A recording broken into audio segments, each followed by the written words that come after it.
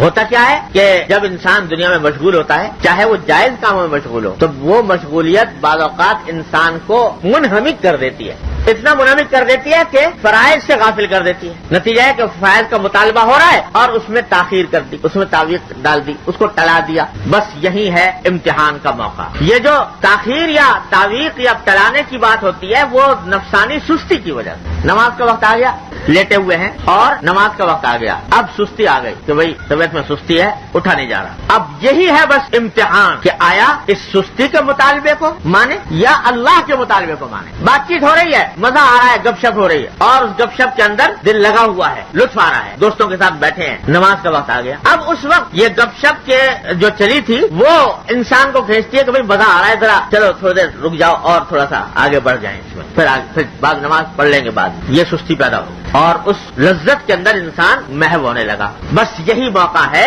انسان کے امتحان کا کہ آیا وہ اس وقت اس لذت کے مطالبے کو یا سستی کے مطالبے کو ترجیح دیتا ہے یا حی علی الصلاح حی علی الفلاح کو ترجیح دیتا ہے۔ تو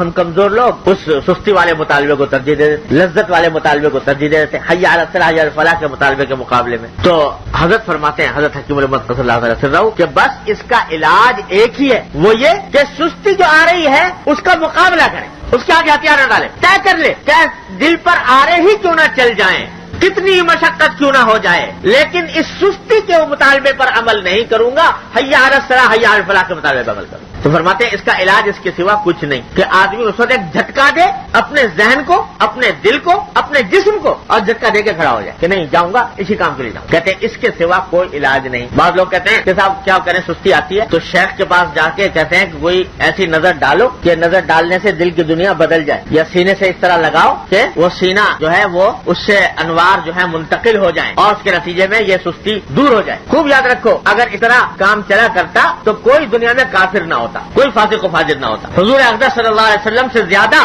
اس امت کا خیر خواہ اور اس امت کی فکر میں راتوں کو جاگنے والا کوئی اور ہو نہیں سکتا، لیکن آپ کے بارے میں فرما دیا قرآن نے انک لا تہدی من احببت، آپ جس کو چاہیں اس کو ہدایت نہیں دے سکتے، اپنی خوشی سے، اپنے اختیار سے کسی کو ہدایت نہیں دے سکتے۔ اللہ تعالیٰ نے یہ دنیا بنائی ہے دارالعمل، تو اس طرح سینے سے منتقل ہو کر سینے میں منتقل ہو جائے، نور منتقل ہو جائے، یہ نہیں ہوا کرتا۔ اللہ کی سنت یہ نہیں ہے۔ اللہ کی سنت یہ ہے کہ ہر انسان اپنے عمل کا مکلف ہے، اس کو سستی کا مقابلہ کرنا ہے، اور جتنا مقابلہ کرے گا اتنی ہمت میں قوت آئے گی، اتنی ہی سستی دور ہوگی۔ یہ سستی کا علاج، سستی کا معاملہ یہ ہے کہ جس نے اس کے آگے ہتھیار ڈال دیے یہ اس پر چڑھ بیٹھتی ہے، جس نے ہتھیار ڈال دی، اور جو اس کے آگے ڈٹ گیا کہ نہیں اس کا مطالبہ نہیں مانوں گا، تو یہ سستی پھر اس کے آگے رفتہ رفتہ پگھلتی جاتی ہے، پھر اس کے اندر کمی آتی جاتی ہے۔ سوشل میڈیا پر سب سے قدیم اور سب سے ریلائبل برانڈ درسقرآن.com